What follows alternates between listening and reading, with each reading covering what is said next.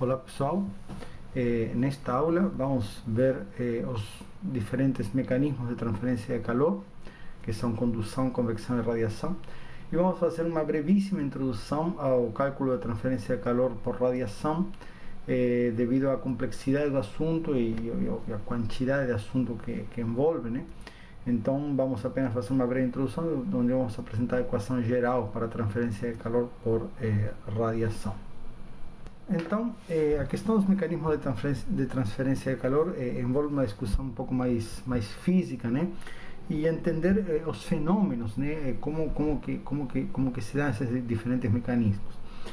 Então, basicamente, nessa figura nós podemos observar aqui que temos um mecanismo da condução que vocês já conhecem. A condução de calor é o calor que se transfere, né?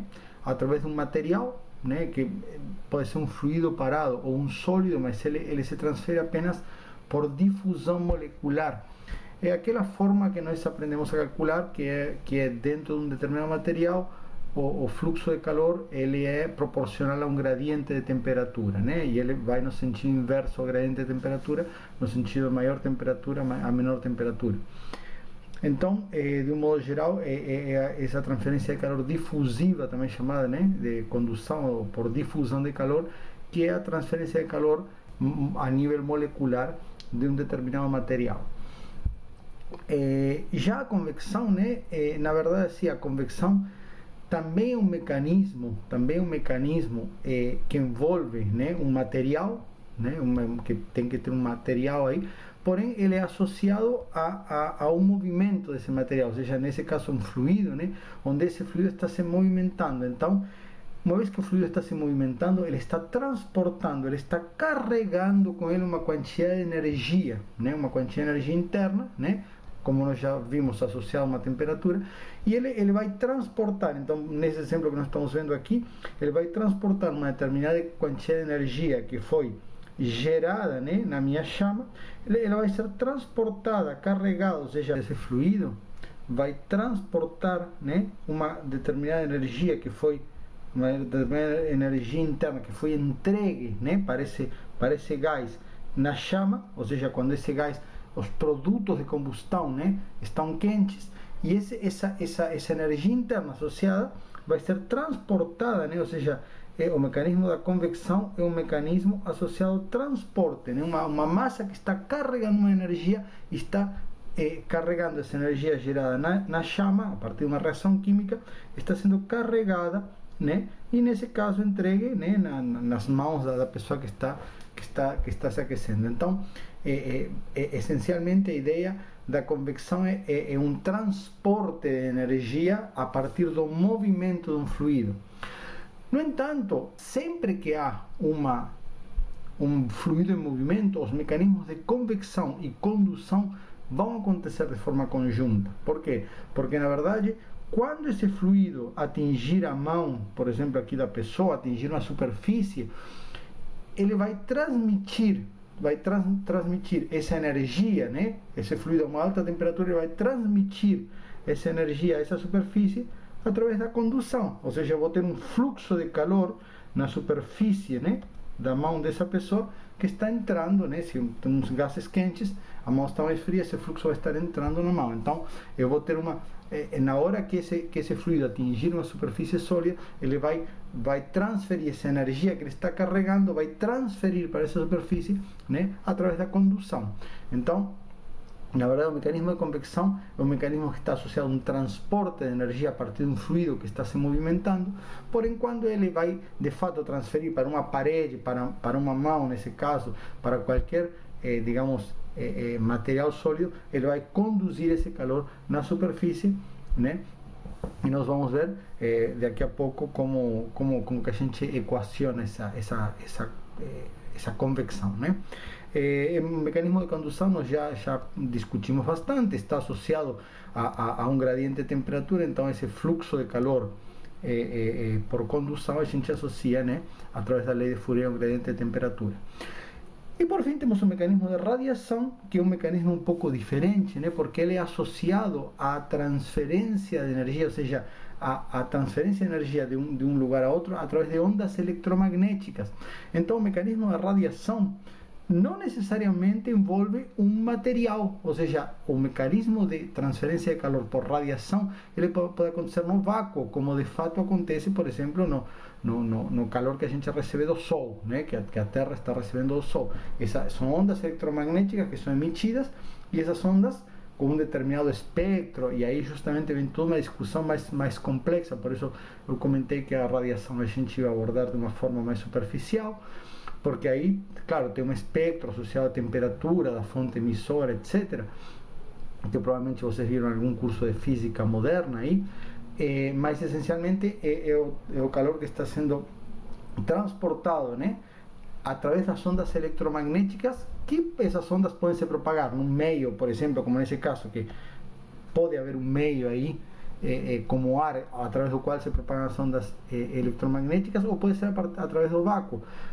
Porém, a princípio, na radiação, né, é claro que os mecanismos vão ser sempre combinados. Quando tiver um meio fluido, um material entre os dois corpos, entre o corpo que está emitindo calor e o corpo que está recebendo calor, esse material sempre de alguma forma vai participar nesse processo, porque ele está também envolvido na propagação dessas ondas eletromagnéticas. Porém, a gente normalmente separa os fenômenos e coloca que o calor por radiação calcula de uma forma considerando apenas essa energia sendo transferida através das ondas eletromagnéticas de um corpo para o outro, de uma superfície para outra, ok? E aqui temos, nessa figura aqui, nessa tabela aqui embaixo, temos essencialmente os mecanismos, como nós já colocamos, né? Para um caso onde nós temos, por exemplo, né, uma condução de calor, nós vamos ter uma temperatura mais alta, uma temperatura mais baixa, e aqui nós, a partir do gradiente de temperatura, né, temos um fluxo de calor, né? O gradiente de temperatura, nesse caso, aponta, né, na direção do crescimento da temperatura, e o fluxo de calor vai ser contrário a esse gradiente. No caso da convecção, nós vamos discutir um pouquinho mais no próximo slide, mas no caso da convecção, essencialmente nós temos um fluido, ou seja, a formulação básica da convecção, nós temos uma superfície quente e um fluido, por exemplo, que está esfriando, vamos imaginar essa superfície. Então nós temos uma temperatura longe dessa superfície e um fluido que está mais frio. Então essencialmente o que vai acontecer? Esse calor vai ser transferido ao fluido na superfície através da condução, né, naquela primeira camada de fluido, e uma vez que essa energia é transferida ao fluido, ou seja, o fluido ganha esse calor, aumentando sua energia interna, e aí essa energia é carregada, é transportada para esse fluido, né? É como que ele está tirando calor através desse movimento. Ele recebe por condução e carrega essa energia, né, para frente aqui na parede. E no caso da radiação, essencialmente a formulação básica da radiação consiste em duas superfícies a diferentes temperaturas. Nós vamos ver um pouquinho mais adiante isso, mas essencialmente eu considero que essas superfícies, todas as superfícies, qualquer corpo, isso vocês devem ter visto aí em algum curso de física moderna, todo corpo, né, que está a uma determinada temperatura emite radiação. Então, os corpos sempre emitem radiação. A questão é que eu vou fazer um balanço, ou seja, se eu tenho um corpo a uma determinada temperatura que está emitindo radiação, esse outro corpo está a uma temperatura mais baixa, ele vai receber a radiação emitida pelo primeiro corpo, porém, ele também vai emitir. Então, vai haver um balanço entre o que recebe e o que emite, e aí vai se produzir essa transferência, sempre, claro, do corpo mais quente para o corpo mais frio. A questão no fenômeno de radiação, que é esse fenômeno de emissão, né, de radiação, é que todo corpo, independentemente da sua temperatura, desde que esteja uma temperatura acima do zero Kelvin, claro, mas todo corpo que está a uma determinada temperatura, ele vai emitir radiação. A questão é que se ele está vendo uma radiação que vem de outro corpo, ele vai emitir uma quantia de radiação, vai receber uma quantia de radiação maior do outro corpo, e essa diferença entre o que emite e o que recebe vai ser o calor líquido, né? Vai ser a energia líquida trocada por esse corpo. Então, essencialmente, a formulação de radiação, vamos discutir um pouquinho mais para frente, mas essa é essencialmente a formulação, a ideia geral, né, de como a gente calcula um balanço, né, de calor por radiação, né? onde duas superfícies a diferentes temperaturas, as duas vão emitir, né? E o balanço, nesse caso, por exemplo, entre o Q1 e o Q2 emitido pelas diferentes superfícies, vai ser a troca líquida de calor por radiação entre, vamos imaginar aqui que essa superfície está a temperatura 1 e essa temperatura 1 é maior que a temperatura 2. Então, nesse caso, o calor emitido, a quantidade de calor, né, a quantidade de energia emitida por radiação pela superfície 1 vai ser Q1, que vai ser maior do que o Q2. E a diferença entre os dois calores, o emitido e o recebido, vai ser o que de fato está sendo o calor líquido que está sendo transferido da superfície 1 para a superfície 2. Então, em relação à condução, nós já, digamos, vimos o fenômeno, já estudamos, já discutimos e já inclusive fizemos alguns exercícios associados ao problema de condução. Essencialmente, o fluxo de calor, né? Lembrando que a gente sempre vai ter um fluxo que multiplicado por uma área vai dar um calor total, né? Ou seja, um fluxo, e aqui podemos sempre considerar a questão vetorial aqui, né? Vai dar um calor total sendo transferido, né? Ou sendo atravessando uma determinada superfície, né? E aqui no caso o fluxo de calor por condução, nós já tínhamos, né, associado a lei de Fourier, e de uma forma geral, né, para um caso, digamos, tridimensional, vai ser proporcional a um gradiente de temperatura, né? Sempre o sinal negativo é porque ele vai sempre contra o gradiente de temperatura. A solução mais simples para isso seria uma parede plana. Nós vamos ver, né, na próxima aula algumas soluções gerais para a equação da condução que nós já deduzimos anteriormente. E para uma parede plana, a solução mais simples, quando eu tenho uma diferença de temperaturas de T1 para T2, é uma distribuição linear ao longo dessa parede. E então, esta derivada, quando essa distribuição é linear, vai ser igual ao ΔT dividido pela espessura L da parede, né? E aí posso calcular o fluxo de calor nessa situação. Nós vamos generalizar um pouco essas soluções para condução de calor unidimensional na próxima aula. Com relação à convecção, o que acontece? Os fenômenos são mais complexos, né? Por quê? Porque envolve o movimento de fluidos, e para a gente calcular os fluxos de calor associados ao fenômeno da convecção, nós precisamos de fato conhecer, né, essa distribuição de temperatura, aqui, que vai determinar o fluxo de calor na parede, né, essa distribuição de temperatura aqui, vai depender de toda a movimentação do fluido. Para isso nós precisaríamos, a princípio, resolver as equações diferenciais, ou seja, para determinar de forma analítica, né, ou numérica esse fluxo de calor por convecção na parede, nós precisaríamos determinar todo o movimento e todo o perfil de temperatura e o perfil de velocidades a partir das soluções das equações diferenciais, etc., né? Que, como eu comentei, está além do escopo do curso.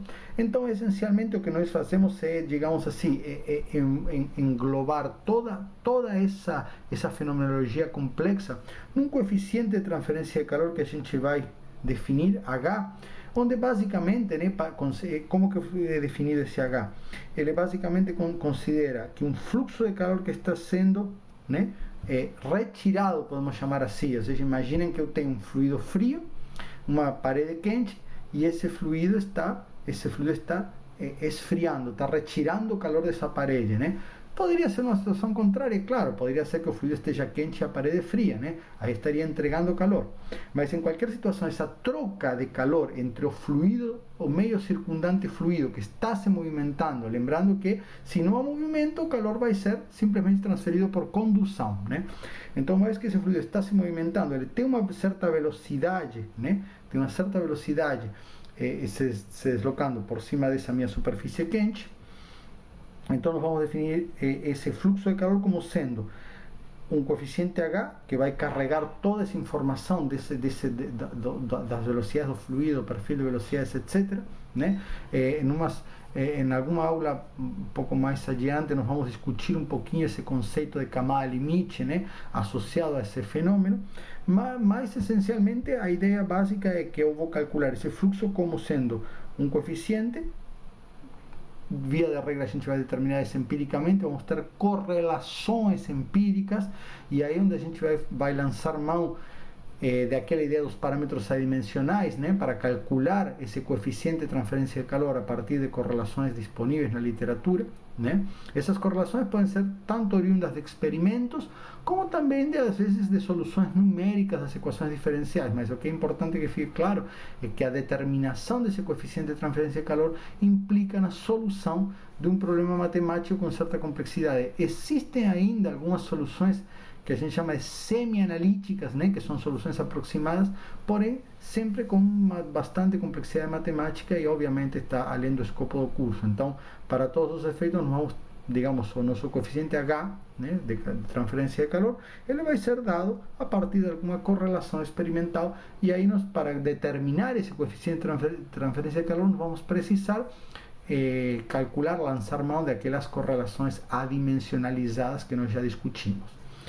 E aí, bom, a partir tendo, né, conhecendo esse coeficiente H, eu vou multiplicar esse coeficiente H por uma temperatura da superfície, né, que é a temperatura da superfície que eu estou aqui tentando calcular esse fluxo, né, na superfície na qual estou tentando calcular esse fluxo, ou seja, vai ser a temperatura da superfície onde estou querendo determinar o fluxo, ok? E multiplicado por uma diferença entre essa temperatura e uma temperatura infinita. Que temperatura infinita é essa? É uma temperatura, chama-se infinito porque é longe da superfície, porém, essencialmente, uma temperatura é a temperatura que vem, que está meu fluido, né? Meu fluido longe da superfície vai vir com essa temperatura. Imaginem, por exemplo, que eu tenho uma parede de um prédio e está exposta a um vento. Então, essa temperatura até infinito vai ser a própria temperatura do ar, né? A temperatura do ar circundante. É claro que isso até é intuitivo, né? Se eu tiver um vento, né? A gente depois vai discutir um pouquinho essa coisa, convecção forçada e convecção natural, mas isso é muito intuitivo, né? Se a gente, por exemplo, queima o dedo, a gente vai soprar o dedo. E aí o que nós temos? Uma convecção forçada, ou seja, e nós temos essa também que é bastante intuitivo, que se nós sopramos com mais forte, né, se a velocidade do ar circundando esse meu corpo, essa minha superfície é maior, a taxa de transferência de calor, nesse caso, por exemplo, a taxa de resfriamento dessa parede, ela vai ser maior, né? Então, como eu coloco, essa temperatura tem infinito, uma temperatura longe da parede, seria a temperatura do fluido circundante, ok? Né? Longe dessa parede. E aqui, essencialmente, pessoal, nós podemos observando, né? Nós depois vamos definir de uma forma mais clara esse coeficiente de transferência de calor, mas nós observando essa distribuição de temperatura, nós podemos concluir aqui o seguinte: nós podemos observar que exatamente na superfície, esse fluxo de calor, né, que aqui eu vou chamar de QY, né, considerando que meu Y é o eixo vertical, esse QY vai ser menos K vezes a derivada da temperatura em relação a Y, porém avaliada onde? Em Y da superfície, ou seja, nesse caso seria o Y igual a zero, correto? Mas é avaliada na superfície, então vou ter a minha derivada da temperatura em relação a Y avaliada na superfície, e dessa forma que eu vou calcular esse fluxo de calor. E por que aqui exatamente na parede? Porque não tem um movimento, ou seja, essa que é a ideia que eu comentei, que sempre a convecção e a condução elas estão juntas, porque o mecanismo de transferência de uma superfície sólida, onde a velocidade é zero, né? Lembrando que a velocidade do fluido na superfície sólida é zero. Então, o mecanismo de transferência de calor para essa primeira camada de fluido, tem uma primeira camada de fluido que está recebendo esse calor por condução dessa superfície sólida. Aí como vai ser o mecanismo? Em termos bastante simples. Essa primeira camada vai ter uma temperatura maior, e ela vai transferir por condução, ou seja, esse calor vai ser conduzido para uma camada, para as camadas subsequentes. Só que na medida que esse calor é conduzido, ele está sendo carregado, ou seja, é como se uma partícula fluida que está vindo aqui, eu tenho, imagina uma partícula fluida aqui, ela está recebendo um calor por condução, porém ela está se movimentando, então como que ela recebe esse calor e carrega, recebe esse calor e carrega, e esse é justamente o mecanismo da convecção diferente da condução. Se o ar estivesse parado, como que seria? Esse calor teria que ser conduzido através do ar até lá longe da placa. Então tem uma temperatura lá longe da placa. Então esse calor vai ser conduzido, e claro que o mecanismo de condução ele vai ser mais lento, ou seja, a taxa com a qual é retirar calor da parede vai ser mais lento do que no caso da convecção, onde eu tenho na medida que esse calor está sendo conduzido da parede para o fluido, essa energia que está chegando nesse fluido está sendo removida, carregada por convecção para frente, e aí está entrando. Então eu vou ter uma temperatura, uma partícula que vai receber, vai aumentar a sua temperatura e vai ser carregada. E a partícula de fluida que vier atrás, ela vai trazer um ar fresco, é como que constantemente estou renovando, né, esse ar que está recebendo calor por condução e carregando. Então essa que é a ideia, né, básica da convecção, e é claro que nessa situação o calor, a taxa, né, nesse caso a taxa de remoção de calor dessa placa vai ser muito mais alta do que se considerarmos apenas a condução de calor, ou seja, do que se esse fluido estiver completamente parado. E aqui apenas para comentar, também está um pouco fora do escopo do curso, mas é importante ao menos ter o conceito do que é a convecção natural e a convecção forçada, né? Essencialmente nós vamos considerar o que vai mudar, né, de uma convecção natural para forçada. Para efeitos de cálculo de engenharia, nós vamos ter correlações para o H em convecção forçada e correlações diferentes para o H em convecção, para o coeficiente de transferência de calor em convecção natural. A equação geral para calcular o fluxo de calor que está sendo removido de estas minhas, nesse caso, por exemplo, imagina que tem umas aletas, né, umas aletas que estão sendo resfriadas por convecção, né? Imagina um trocador de calor aletado. O que vai mudar de uma situação para outra é o coeficiente de transferência de calor. O cálculo do fluxo de calor vai ser o mesmo, vai ser o H multiplicado pela temperatura na superfície, menos a temperatura, né, que vem lá da temperatura desse ar que está atravessando, né, que está passando, que está resfriando essa superfície, ok? Então, essencialmente o que vai mudar é o coeficiente, a forma de cálculo. Isso do ponto de vista do cálculo, né, dos cálculos de engenharia. A gente vai ter correlações, né, para convecção natural e correlações para convecção forçada, dependendo de diferentes parâmetros adimensionais. No entanto, apenas para comentar, acho que já todo mundo tem essa ideia, mas é interessante apenas enfatizar que a convecção natural ela simplesmente dá quando eu não tenho nenhum mecanismo, né, forçando o movimento desse ar. Ou seja, o que vai acontecer? Por que esse ar vai se movimentar? Simplesmente pelo fato que se eu tenho um ambiente que está e sempre para ver convecção natural, isso é muito importante, para ver convecção natural eu preciso ter gravidade, eu preciso ter uma força de gravidade. Então acontece, eu tenho um ambiente onde esse ar que está próximo das placas, imagina que tem umas placas quentes, eu vou ter uma temperatura maior. Isso vai significar o quê? Que quando aumenta a temperatura, a densidade desse ar diminui. Então o que acontece? Então, como esse ar, digamos, que está mais quente, que está próximo às minhas placas, vai ter uma densidade menor, o que vai acontecer? Ele vai subir. E aí, pela conservação da massa, ou seja, se eu tenho uma quantidade de ar subindo, de alguma forma eu vou gerar um vácuo embaixo, né? Ou seja, vai ter uma região, uma depressão justamente, porque como tem um ar subindo, eu vou ter uma região com uma pressão menor embaixo. Então o que vai acontecer? Na medida que esse ar sobe, eu vou ter que ter um ar descendo, e essas são as minhas células de convecção natural. Ou seja, de alguma forma eu vou ter uma circulação de ar promovida, por quê? Por uma diferença de densidades, ok? Por uma diferença de densidades. Então, e aí notem que o mecanismo da convecção natural em geral ele é bastante mais complexo em termos de cálculos. Por quê? Porque o movimento do ar, ou seja, a velocidade, digamos assim, imaginemos que nós temos aqui uma velocidade entre aspas, incidente do ar nessas minhas plaquinhas, nessas minhas superfícies de troca, ela vai ser governada pela própria diferença de temperatura. Então, o que a gente chama de um problema de transferência de calor acoplado entre a hidrodinâmica, entre a dinâmica, a movimentação do escoamento e a temperatura. Por quê? Porque a movimentação vai ser gerada por uma diferença de densidades que é gerada por uma diferença de temperaturas. Então, o problema vai ser todo acoplado, no sentido que eu vou ter que, basicamente, do ponto de vista do cálculo, vou ter que resolver o campo de temperaturas em forma conjunta com o campo de velocidades. Quando eu tenho convecção forçada, eu posso dizer, não, eu tenho um ventilador, por exemplo, um sistema de ventilação, por exemplo, pode ser o pessoal chama de cooler, né, de um circuito eletrônico, por exemplo, que vai forçar uma corrente.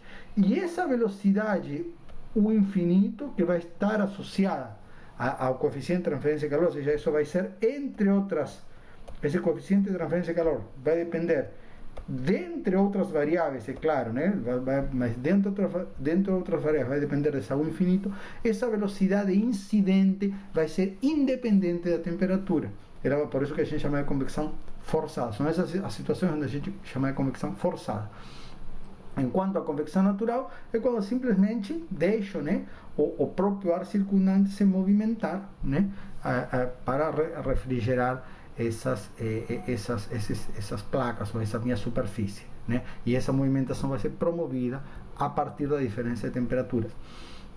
E aí exemplos, por exemplo, vocês, não sei se todo mundo já viu, mas existem, a gente às vezes desmonta o computador e vê um computador mais antigo, né, e vê que tem o sistema de arrefecimento, o trocador de calor do processador, ele não tem ventilador, ele simplesmente tem várias placas colocadas de forma vertical e simplesmente não há ventilador. Essa situação é uma situação de a convecção natural. Outros exemplos aí, por exemplo, para o pessoal de engenharia elétrica, nesses transformadores, né, transformadores que a gente vê nas linhas aí de distribuição de energia elétrica, que tem aquelas placas e não tem nenhum. Em alguns casos a gente até vê que em estações um pouco maiores até colocam ventiladores nas partes externas dos transformadores para arrefecer, mas em muitas situações essas placas estão simplesmente aí sendo refrigeradas por convecção natural.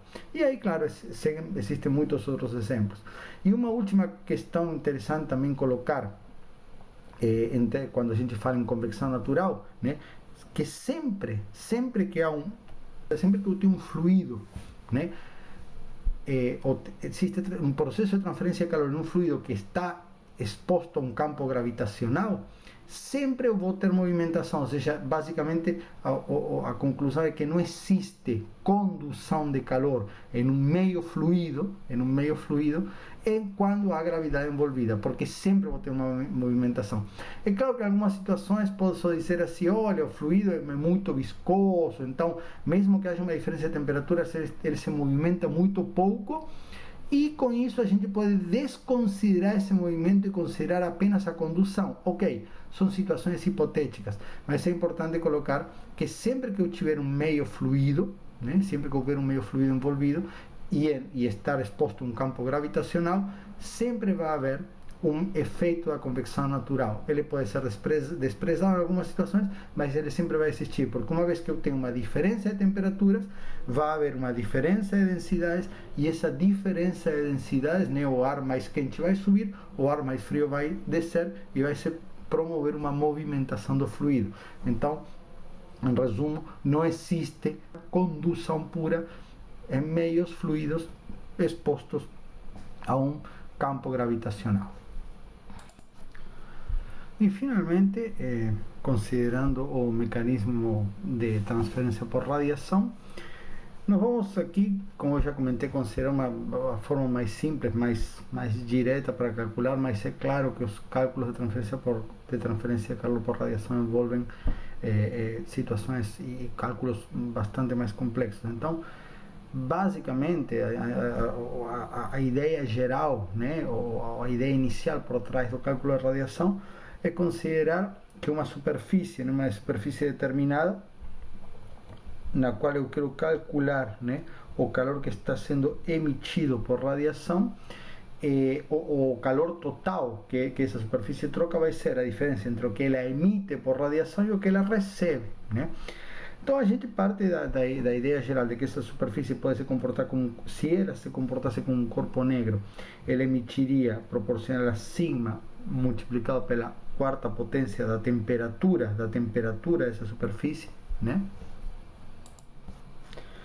Onde sigma é a constante de Stefan e Boltzmann, né? Conforme vocês viram lá nos cursos de física básica. E aí, então, esse corpo, se for um corpo negro, vai emitir, né?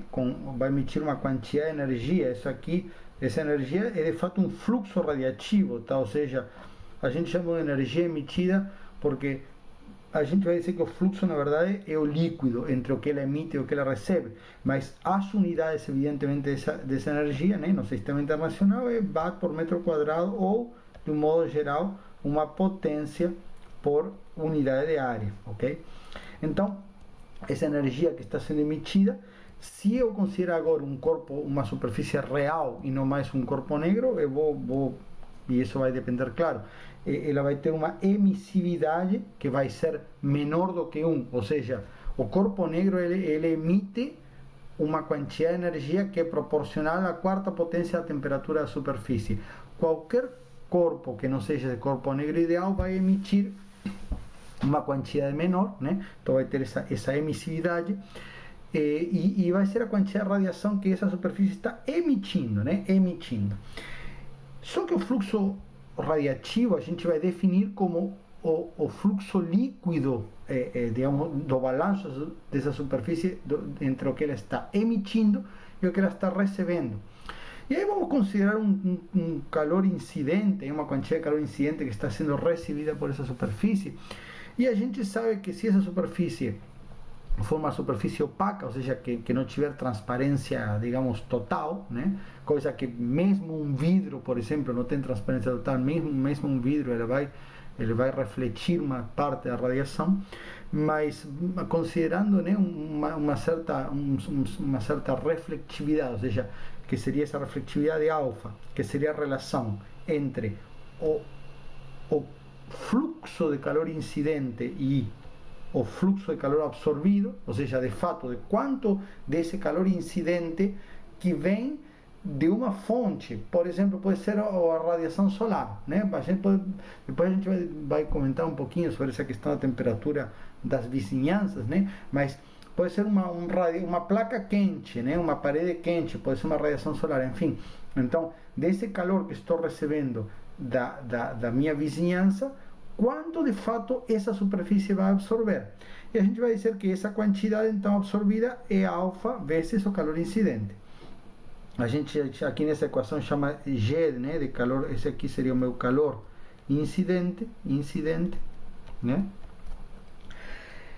E aí, então, isso aqui representa o balanço líquido entre o que ele emite e o que ele absorve, né? E aí essa diferença vai ser a quantidade de calor emitida. Então, esse balanço resulta basicamente nessa equação. Agora vem uma questão que ou seja, tanto esse coeficiente, essa emissividade, quanto digamos, esse coeficiente de reflectividade, eles vão depender de vários fatores, entre outros do tipo de superfície, da cor, do acabamento superficial, das características, de várias características físicas do material que compõe essa minha superfície. E também vai depender do espectro, ou seja, vai depender do comprimento de onda das ondas eletromagnéticas que essa superfície está recebendo e que essa superfície está emitindo. Ok? Então, depende de vários fatores. No entanto, em situações aproximadas, porque esse comprimento de onda, né, lembremos que esse comprimento de onda vai depender também da temperatura, ou seja, o comprimento de onda que um corpo está emitindo, está irradiando, depende da temperatura desse corpo, né? Porém, de um modo geral, se a gente considera que a temperatura, tanto essa temperatura dessa vizinhança que está recebendo, quanto a temperatura da superfície são da mesma ordem, não precisam ser iguais, claro, se forem iguais não vai ter nenhuma troca, mas são da mesma ordem, e basicamente os espectros emitidos e recebidos são, digamos, da mesma ordem em termos de comprimento de onda, posso considerar que alfa é igual a epsilon. E nessa situação, então, vou calcular o meu calor por radiação dessa forma. E é claro que aí, notem que se a temperatura da vizinhança for maior, ele vai estar, ou seja, vai estar recebendo calor, e se for menor, vai estar emitindo calor. Então o sinal, né, dessa transferência de calor vai depender justamente dessa diferença de temperaturas, que vai ter a ver com que emite, com a temperatura que está emitindo e a temperatura que está recebendo. Com relação à temperatura da vizinhança, é uma situação que, de novo, é hipotética para um cálculo extremamente simplificado de transferência de calor por radiação, que é o que nós vamos nos limitar a ver neste curso, né? Então, basicamente, o que se considera? Eu considero que eu vou ter uma superfície muito grande, né? E a ideia de uma superfície muito grande é porque ela não está, eu não estou preocupado com que essa superfície vai emitir. Se eu tiver duas superfícies, eu tenho que considerar uma troca direta entre duas superfícies. Eu vou ter que considerar o que emite e recebe uma superfície, o que emite e recebe outra superfície, fazer os balanços e fazer os cálculos de troca de calor, ok? Agora, essa situação de uma temperatura da vizinhança, eu vou dizer, olha, não vou me preocupar, estou considerando que estou apenas recebendo calor daquela superfície, ou emitindo calor para aquela superfície, mas vou considerar que aquela superfície comporta-se para os efeitos de cálculo como se fosse um corpo negro, né? Que situações podem se aproximar? Situações, por exemplo, o Sol, a emissividade do Sol, ele pode se aproximar para efeitos de cálculo, né, a radiação solar, como se fosse um corpo negro, né? Uma chama, às vezes pode ser uma chama, né, de um aquecedor, enfim, pode se aproximar de uma caldeira, enfim, pode se aproximar para um cálculo inicial como se fosse um corpo negro. Então, eu vou considerar esse tipo de cálculos nessas situações. Insisto, são cálculos, chamaremos assim, preliminares, né? Que dá uma ideia geral de cálculo por radiação, porém, se eu quiser fazer cálculos mais detalhados, eu realmente precisaria digamos, considerar outras questões. Umas questões que eu vou apenas comentar, mas não vou me expandir muito, é a questão do fator de forma, né? Por exemplo, quando eu tenho uma troca entre duas superfícies, e aí o pessoal fala o que elas enxergam. Imagina que eu tenho uma superfície aqui, tenho duas superfícies com um determinado ângulo, e essa superfície está emitindo, cada ponto dessa superfície está emitindo em todas as direções. E eu vou ter uma outra superfície onde cada ponto dessa superfície também está emitindo em todas as direções. Então, de alguma forma, o fator de forma está associado, e aí te envolve cálculos aí bastante complexos, cálculos geométricos, basicamente considerando que cada ponto emite uma forma esférica, né? uma forma semi-esférica. E quanto dessa radiação emitida por essa superfície vai ser, e por isso o fator de forma se chama fator de quanto enxerga, né? Quanto vai dessa radiação emitida pela superfície vai de fato atingir essa superfície, e vice-versa. Quanto dessa radiação emitida pela superfície vai de fato atingir essa outra superfície. Então, nessa situação, basicamente, né, quando eu tenho situações dessas, eu vou calcular que um calor radiativo, né, um calor por radiação, digamos, total trocado entre as duas superfícies, vai ser de modo geral, um sigma vezes um T1 quarta, que seria a temperatura da superfície mais quente, menos um T1, um T2, que seria a temperatura da superfície mais fria, também elevado à quarta, multiplicado aqui, por quê? Digamos, por um fator de forma, né? F12, que está associado justamente a quanto uma área enxerga da outra, ok? Então se acrescentaria, e é claro, aqui multiplicado também pela emissividade, né? Assumindo que a emissividade das duas superfícies é parecida, né?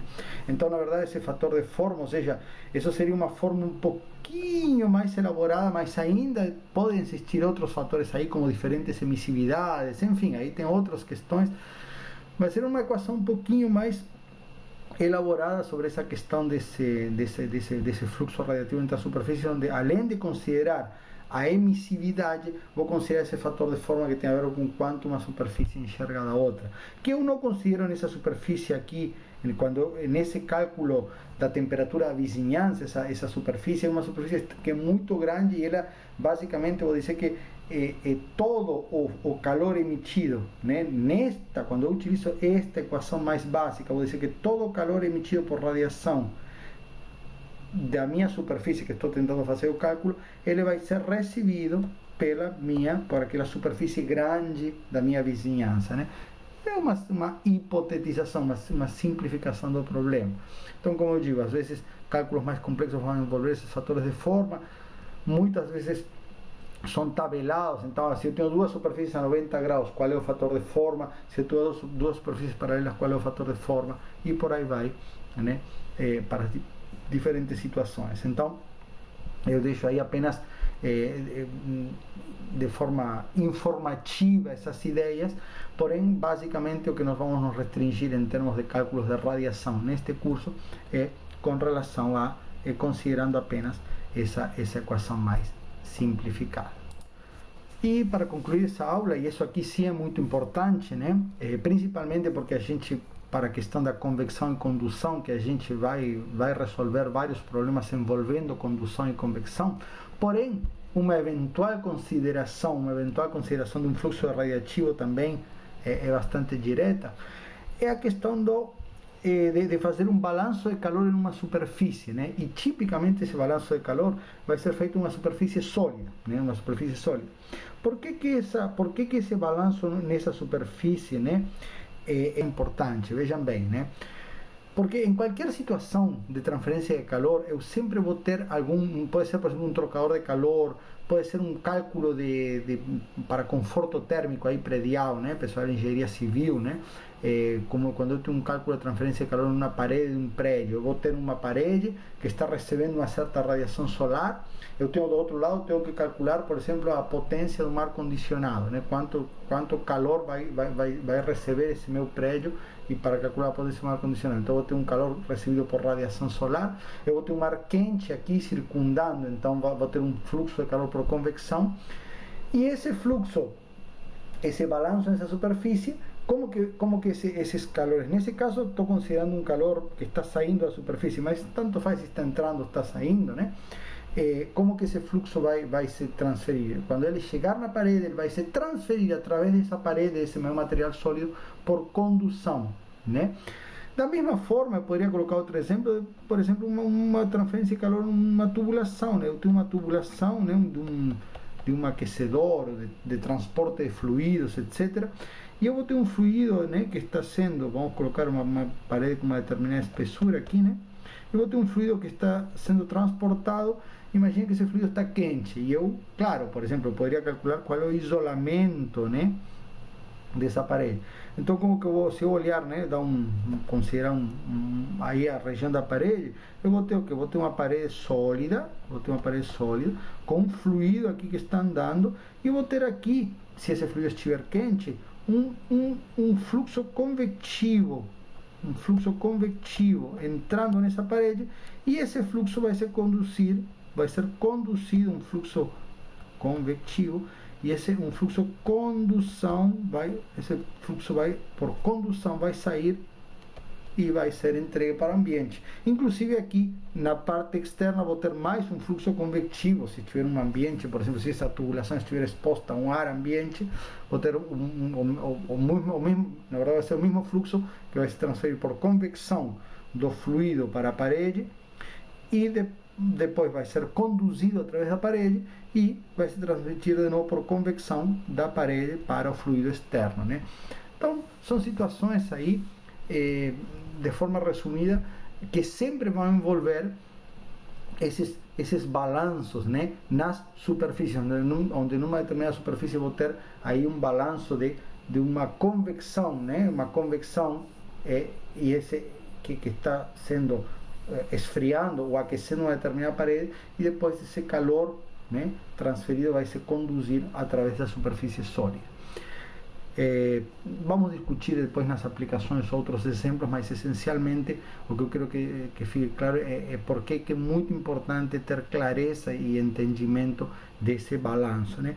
E é um problema muito simples. Basicamente eu vou colocar que se tem uma superfície aqui, né, infinitamente fina, ou seja, imaginem que um volume de controle que ele pega apenas uma superfície. Então, se eu olhar para esse volume de controle, eu não tenho nenhum fluido entrando e saindo, e, além de tudo, e isso é importante, Mesmo em problemas transientes, a gente não vai abordar problemas transientes, mas mesmo se tiver um problema transiente, como essa superfície é infinitamente fina, ela não tem massa. A massa, digamos, desse meu volume de controle, a massa desse meu volume de controle é nula, porque ela é infinitamente fina.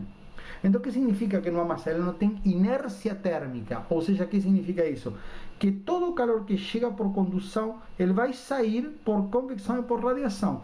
Se eu não tiver radiação, ou desconsiderar a radiação, na verdade sempre existe calor por radiação, porque se essa parede está a uma determinada temperatura, ele vai sempre emitir e vai receber, né, do ambiente. Porém, se eu considero que o fluxo por radiação é muito pequeno, desprezível, né, em certas situações é possível fazer isso, eu vou dizer que todo o calor que chega por condução, ele vai se transferir por convecção, independentemente se o problema é transiente ou permanente. Por quê? Porque não acumula energia. Essa que é a ideia, que não tem inércia térmica. Não acumula energia, porque é uma superfície infinitamente fina, não tem massa. Então, todo o calor que chega, ele vai sair por convecção e radiação, ou vice-versa. É claro que a gente está considerando essa situação, mas eu poderia considerar que um fluxo de calor por convecção e por radiação que está chegando, se eu tiver um ambiente externo mais quente e uma radiação solar, por exemplo, chegando numa parede, vai se conduzir através dessa parede, né, para dentro, por exemplo, do meu prédio, da minha sala, que estou analisando um problema de conforto térmico, por exemplo. Então, essa é a ideia básica. E aí, com isso, eu vou dizer, olha, que o fluxo de calor, né, e aqui, pessoal, cuidado, quando eu coloco aqui o fluxo de calor, nessa superfície, né, considero todos os fluxos, né? Ou seja, isso aqui é condução, convecção e radiação. Então, todos os fluxos é igual a zero. E aí eu vou chegar nessa equação aqui, né? Basicamente, o calor que entra é igual ao calor que sai, né? O calor que entra é igual ao calor que sai. E, claro, considerando, neste caso, como essa superfície é infinitamente fina, não importa se ela é curva ou não, isso também é importante colocar, não importa se a superfície tem curvatura ou não. Como ela é infinitamente fina, eu vou dizer que, olha, todo o calor que chega, né, a área de um lado, ou seja, eu vou dizer que esta área é igual a esta área, a mesma área dos dois lados, porque é infinitamente fina, né? Então, eu vou dizer que o calor que chega é igual ao calor que sai, o fluxo, no caso, né? Se eu dividir pela área, vai ficar o fluxo. E aí, claro, vou considerar as três formas de transferência de calor, né? E esse balanço vai me resultar, eu vou utilizar, nós vamos ver na próxima aula como vou utilizar esse balanço. Por exemplo, já te vou me antecipar, se eu estou resolvendo um problema de condução de calor nesta parede, onde eu vou resolver, por exemplo, uma equação diferencial, nesta superfície que vai representar um contorno do meu domínio de cálculo, ou seja, eu vou ter que definir uma condição de contorno, eu vou utilizar este balanço como condição de contorno do meu problema. Então é importante entender, ter bastante clareza desse balanço. E com isso concluímos então nessa aula. Temos que considerar a importância de entender os fenômenos. O balanço por radiação, fluxo de calor por radiação, a gente abordou de forma, como eu comentei, bastante superficial. Vamos apenas considerar eventualmente na aplicação de alguma condição de contorno esse fluxo radiativo, né, que eu vou calcular, né, aqui nesse problema, por exemplo, está considerando uma temperatura aqui das redondezas, então vou utilizar aquela equação, né, sigma vezes a diferença de t quarta multiplicado pela emissividade de epsilon. O calor por convecção vai ser, eu vou calcular, né, H vezes a temperatura da superfície, nesse caso a temperatura T2 menos a temperatura T infinito. Cuidado aqui, pessoal, deixando claro, T infinito e T das vizinhanças são coisas diferentes, porque a temperatura T infinito é a temperatura do fluido externo que está circundando a minha parede. E essa temperatura das vizinhanças é uma temperatura hipotética de uma superfície muito grande, por isso é uma temperatura hipotética, uma superfície muito grande que está circundando, que está emitindo radiação para a minha superfície, está recebendo radiação que a minha superfície está emitindo, né? Por exemplo, poderia ser, por exemplo, uma parede muito distante de um determinado fenômeno. Estou analisando uma parede grande, muito distante, então poderia considerar a temperatura daquela parede. Pode ser, por exemplo, se estou considerando uma radiação solar sobre uma parede, pode ser a própria temperatura equivalente do Sol, né? A temperatura equivalente da radiação solar, né? Que está associada justamente a considerar o Sol como se fosse um corpo negro emitindo com uma determinada temperatura equivalente, e por aí vai, uma temperatura que vai depender, vai ser calculada de caso a caso. A temperatura das vizinhanças vai depender da situação, mas não é, tem que deixar claro que não é a temperatura do ar circundante. Nesse caso, a temperatura do ar circundante é utilizada para o cálculo por convecção. E com isso, essencialmente, terminamos essa aula introdutória à transferência de calor, onde analisamos as três formas de transferência de calor. Analisamos a questão desse balanço, que é muito importante aqui para depois aplicar quando a gente for resolver a equação da condução de calor em um material sólido. E fizemos uma breve introdução à transferência de calor radiativa. Obrigado por assistir.